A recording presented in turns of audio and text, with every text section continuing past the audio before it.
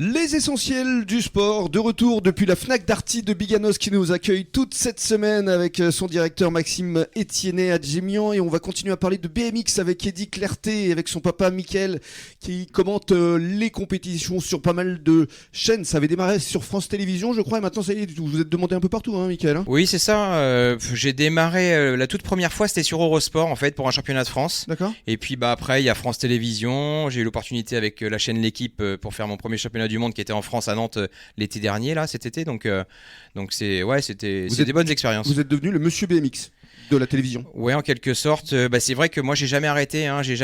Depuis l'âge de 10 ans, j'ai démarré le BMX. J'en ai 48 aujourd'hui, donc voilà, un vrai passionné, quoi. J'ai juste arrêté la compétition il y a 3 ans. Donc voilà, j'ai même eu du mal à m'arrêter. Ça a été compliqué. Et puis j'espère encore en faire une petite dernière aux États-Unis un jour avec Eddy. Racontez-nous ce que vous ressentez. Vous n'avez pas d'appréhension parce que, comme le disait Maxime en début d'émission, c'est quand même un sport, je ne veux pas dire dangereux, mais où la chute peut arriver facilement. Oui, c'est arrivé d'ailleurs au championnat du monde pendant la finale où il était pour la bataille sur le podium en fait, hein, il était entre 1 et 3 et puis il a chuté dans le dernier virage et voilà, on demande si ça va, machin, on n'est pas là pour aller voir ce qui se passe, mais voilà, après à un moment donné, si voilà, on voit qu'il se relève, tout va bien quoi. Et c'était quand ça ? C'était au championnat du monde de BMX à Nantes fin juillet. Fin juillet, donc c'était cet été alors. Oui. Waouh. Et là, quand on le voit par terre, parce qu'on est à l'antenne en même temps. On est à l'antenne, donc il faut rester, il faut parler de tout le monde, il faut parler de celui qui gagne, voilà, et il faut parler des 8 quoi. Hein, et même si on peut parler, avoir un petit mot pour Eddy en espérant que tout va bien, oui. mais voilà, alors, il faut rester neutre quoi. Il s'est passé quoi alors, Eddy ? Raconte-nous un peu cette chute. Bah en fait, pour te raconter un peu si je te raconte que la chute c'est pas drôle. Là, je pense que j'étais dans ma première finale en championnat du monde. J'étais à l'extérieur, donc sur la grille. La place la moins avantageuse en fait du départ, et contre toute attente, je fais le meilleur départ de ma vie. Je sors en tête avec l'anglais Kai White. Lui il glisse dans le premier virage, il glisse de l'arrière et du coup ça me sort un peu de ma course et je me décale à droite en deuxième ligne. Du coup je suis trop loin pour resserrer après, mais j'étais devant, donc j'ai des photos, j'ai la vidéo où voilà, pendant quelques secondes je suis devant.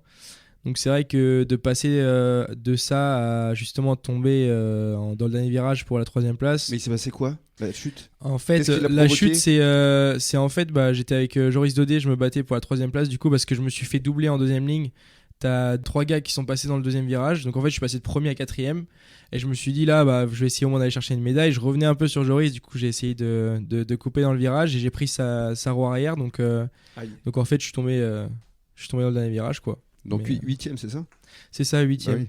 8e sur 8. Après, j'en parlais, moi je préfère avoir le numéro 8 que le numéro 4 sur ma plaque parce que le 8 a pas mal de signification. Ma mère est née le 8 janvier, mon frère est né le 8 septembre, moi je suis né en août, donc voilà, 8. Donc tes récentes performances, c'est 8e donc au championnat du monde, 4e au championnat d'Europe, 3e au championnat de France. Ouais, c'est ça, ouais. C'est plutôt pas mal, non quand même. Ouais, c'est la meilleure saison de ma vie. Après, c'était compliqué à gérer, je dois t'avouer, c'était...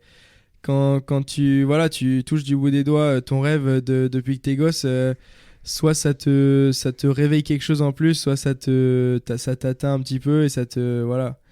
Moi en tout cas ça a changé pas mal de choses. Je sais de quoi je suis capable et je sais que voilà, dans le futur je serai capable de gagner un de ces championnats là et c'est clair, c'est ce que je veux quoi. Et puis surtout horizon JO 2024, donc si le papa commente, il faut forcément que le fiston les fasse ces JO, hein. On y croit, évidemment. Eddy. Bah ouais, hein, c'est l'objectif. On est 6-7 gars en équipe de France et on est presque tous du même niveau.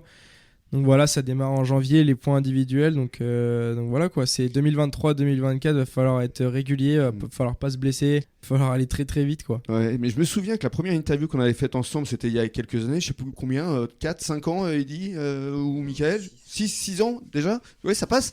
Déjà, je te disais objectif JO 2024, tu te souviens ? Eh ben, tu vas y aller. Moi, je te le dis, c'est sûr. Et avant ça, tu vas défendre ton titre de champion du monde dans une discipline qui s'appelle le pump track, c'est ça, hein ? Donc ça, on va en parler dans quelques minutes. À tout de suite.